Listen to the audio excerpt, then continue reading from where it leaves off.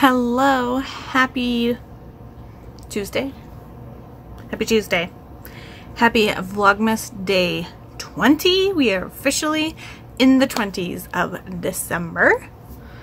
Welcome back to Reads of an Apple. My name is Stacy and let's just kind of get into it. So for Vlogmas, I have been doing a couple advent calendars. One of them is the 24 Days of Tea by Adagio Teas.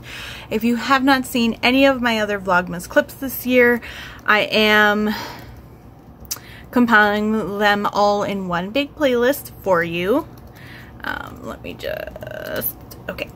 And then this is the 4th year that I've been doing the Adagio Teas advent calendar. The first year I did the bagged version, and the second year I switched to the loose leaf, and that is the kind that I have had since, and I love them. I highly recommend going with the loose leaf version over the bagged version, just because they have some special blends and they can get a little more unique with their loose leaf options.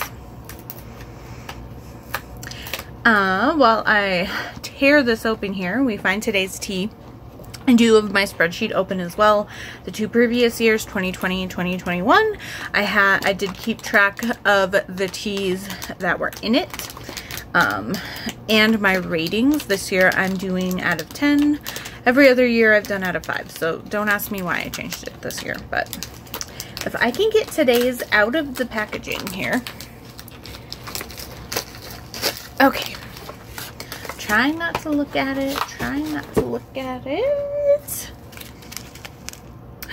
Oh, candy cane. Okay, so this is a repeat. This is also one of their very popular, and they have in almost all of their different Christmas tea packages, whether you get just the little packages of just the Christmas or winter tea blends. They have little stocking stuffers. They have, I think, a 12 Days of Christmas ornament one too. I believe this one is in it, but candy cane. And I am a big fan of this tea. I'm not sure if they put it in. Okay, yeah, it was in the 2 previous years. 2020, it was the 22nd, and then 2021, hey, not yours. That is cat food. Leave it alone. It's not for you.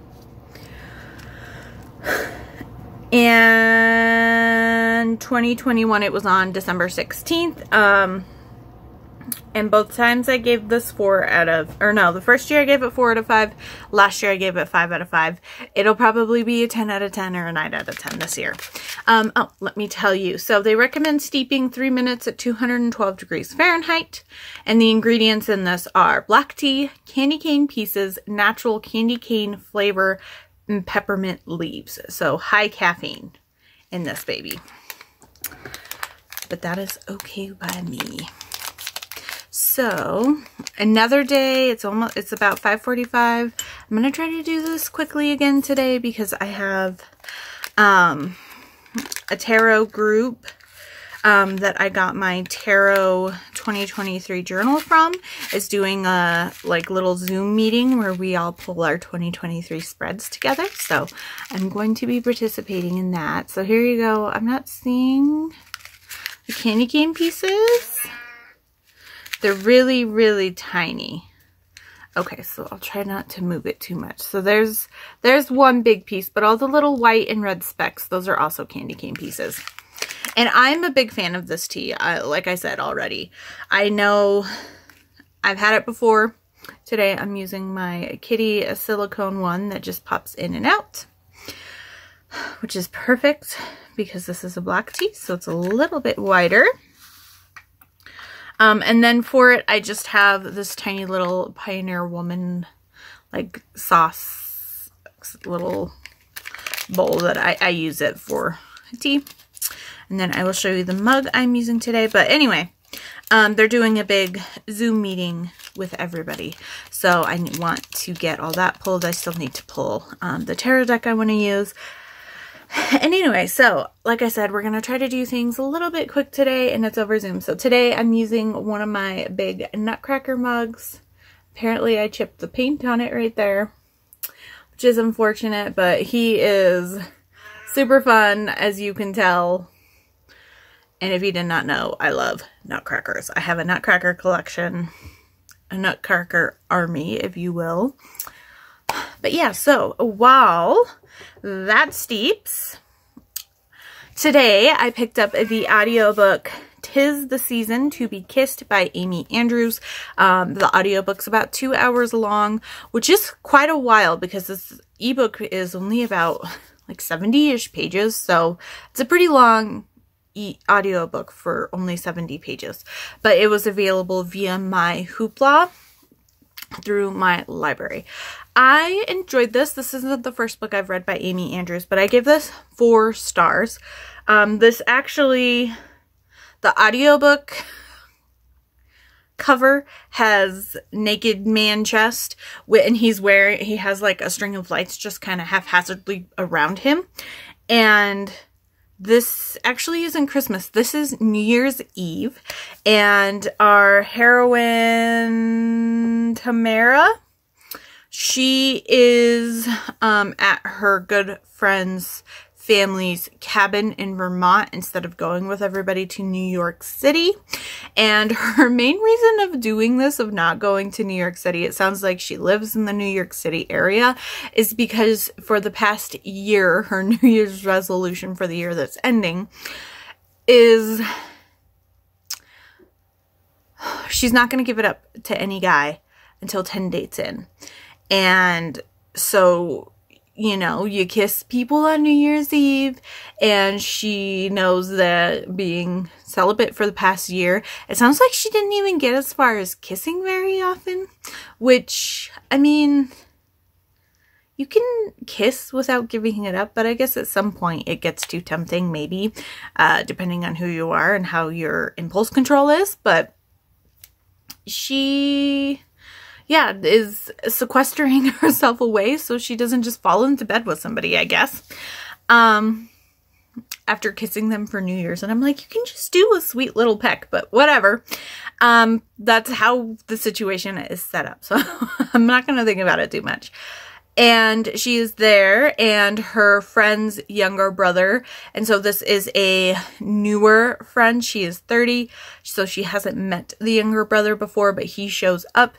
He is in the military and is home for his second tour, and he wanted to kind of escape and get some alone time before meeting up with the family, because the sister's birthday, I guess, is around the beginning of January, so he wanted a couple days to kind of,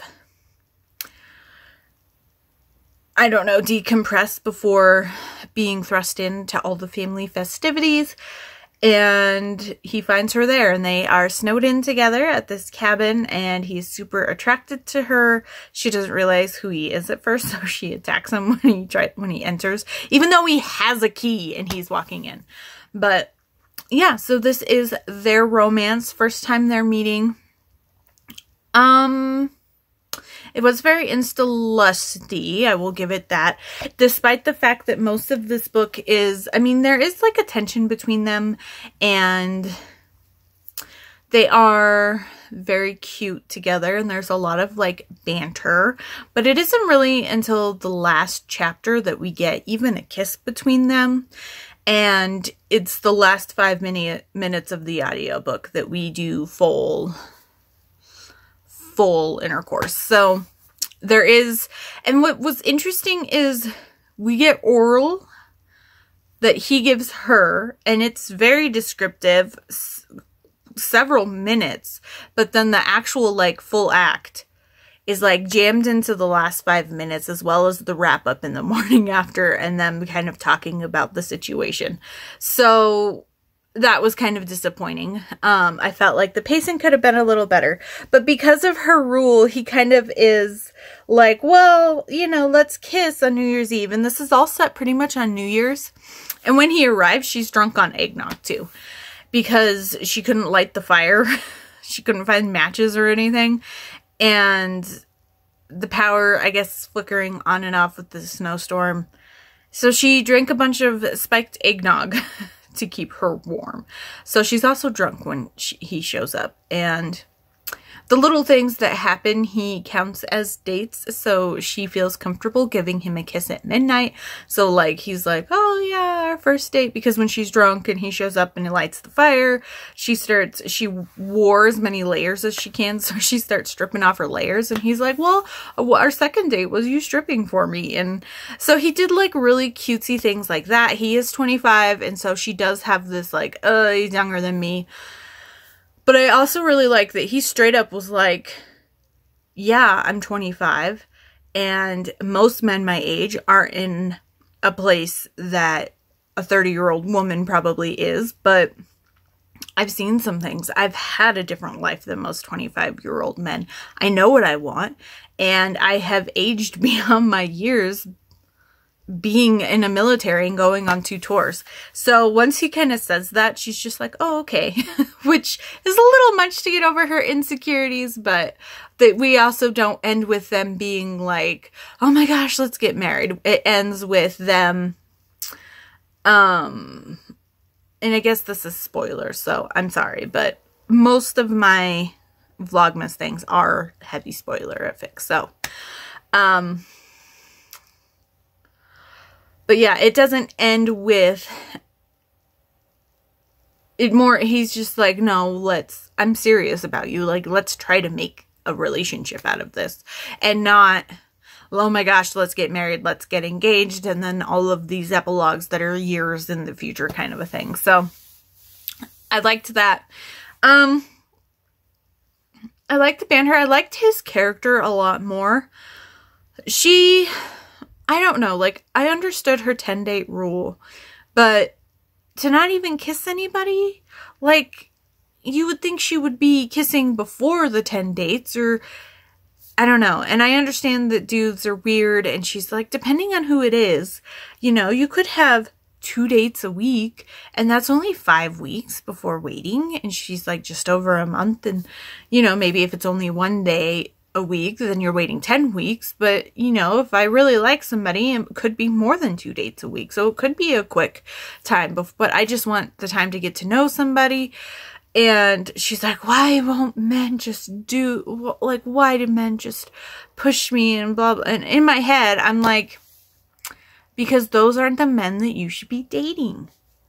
The men that you should be dating will be okay, or at least want to have a conversation with you about why waiting so long, if it is really that big of a deal breaker for them, and that kind of a thing. Or they'll do something cute like him and be like, well, technically this was our first date, or we're counting this as a date. And so it definitely felt more insta-lust, because he's been on tour for 9 months and she's been a celibate for a year pretty much, it sounds like. So they both had a lot of pent-up energy in that direction.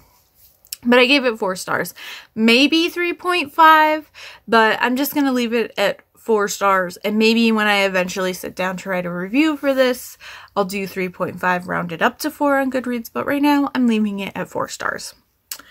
But yeah, so there is that. And it is getting close to time, so, I mean, I've already tried this tea. I have some of the stocking stuffer versions of this right now, but this is a great option for, I'm going to turn around so you can see his face.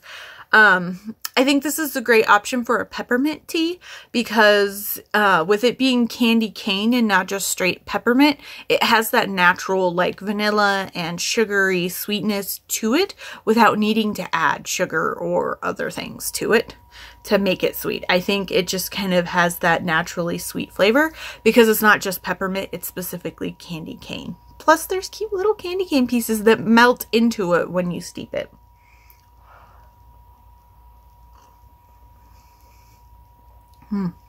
Yeah, delicious. 10 out of 10. It's a favorite of mine. I'm a big fan of peppermint tea, and this is a great option that I will switch between this and Twinings Peppermint Cheer. And that one is a peppermint tea with vanilla. But this one is a touch sweeter, so it depends on what I'm in the mood for. Yeah, 10 out of 10 on that one. And then I forgot to get my things. So today is the 20th. Oh, cool. I have it sitting right in front. So we have my Fortune Cookie Soap Advent Calendar, which I will try to do very quickly here. So I am doing the Letters to Santa Advent Calendar from Fortune Cookie Soap. They did a 12-day and a 6-day option. I got the 12-day option. If you have not heard me talk about them before, they are a Bath and Body Works, or Bath and Body Products company out of Oklahoma. Everything's, you know, handmade, small batches, and I love them to pieces, so definitely check them out if you are interested. So, oh, and today is their namesake, the Fortune Cookie Soap. Can we focus, please? So it looks like Magic Christmas, or Magic of Christmas is the name of the scent for today. Usually you can get this off but not ruin the stickers so you may feel it, but not this time. Oh, that's so pretty! Oh my gosh! Open the little fortune sticker. Look at it! Ah, that green sparkle with the red and gold. Open, there's a star. Oh my gosh, it's so pretty. Ooh, ooh, ooh, ooh. This smells like an evergreen candle I used to have. But there's that touch of, like, I don't know, there's either there's a sweetness added to it that might be fruity or might not be fruity. It's hard to tell because the pine scent, evergreen scent, is overpowering it. Oh my gosh. And if I had like my normal bar soap holder, I would, and I was in my own place, I would be putting it out. And they do always come with a little fortune too. Oh my gosh, that smells amazing. Oh, that is perfect for winter, Christmas. It is amazing. And those fortune cookie soaps usually last me a good chunk of time, so. And they're super fun because who has soap shaped like fortune cookies? All right, so let me read the description real quick and then we will wrap up. December 20th, Magic of Christmas. We can make the holiday even more magical. This sparkling, fresh, and joyous mixture of sweet orange, winter pear, and a hint of rosemary will surely make all your holiday wishes come true. Think of the joy, think of the happiness.